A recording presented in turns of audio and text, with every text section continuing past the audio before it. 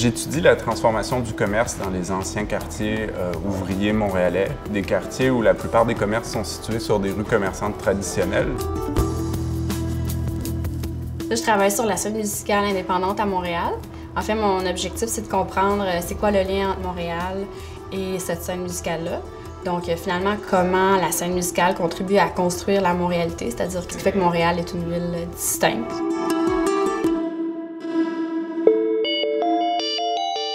On est dans les bureaux de Pop Montréal. Ici, ce qu'on va diffuser, c'est une partie de la collecte de données qui a été faite.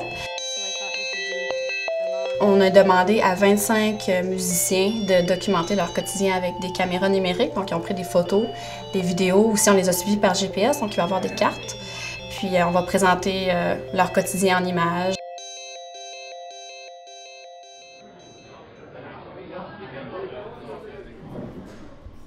Une des dimensions que j'ai examinées dans ma thèse, c'est le développement des guides de bonnes adresses, des critiques gastronomiques.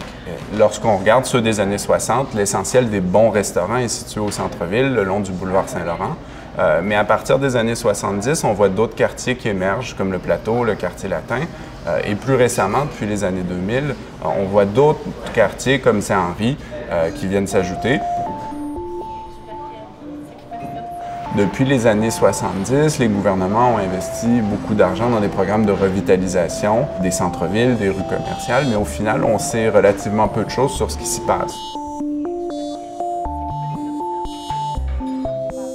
Les impacts concrets, je dirais que ce serait d'ajouter ma voix à celle de plusieurs intervenants du milieu qui font beaucoup d'efforts pour valoriser puis garder vivant le milieu de la musique à Montréal. Par exemple, une des personnes que j'ai rencontrées dans le cadre de ma recherche, c'est Lionel Furonnet, qui est le gérant du Divan Orange. Lui fait partie d'une association, La Place, qui est l'association des petits lieux d'art et de spectacle, qui essaie justement de faire valoir les petits lieux comme des acteurs culturels importants.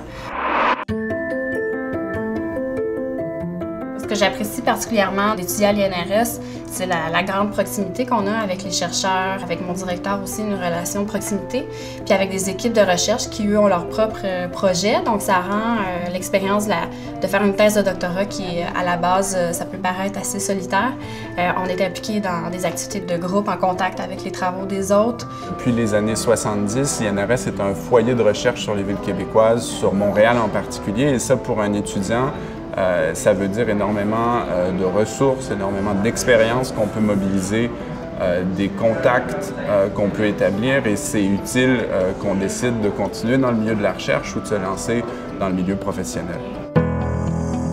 J'étudie la sécurité des enfants autour des écoles dans le but de minimiser les risques d'accidents. J'étudie le bruit et la pollution de l'air afin d'en minimiser les impacts pour les groupes de la population vulnérable. J'étudie la prise de risques volontaires dans les groupes de sport extrême à Montréal pour voir comment ça joue dans leur identité.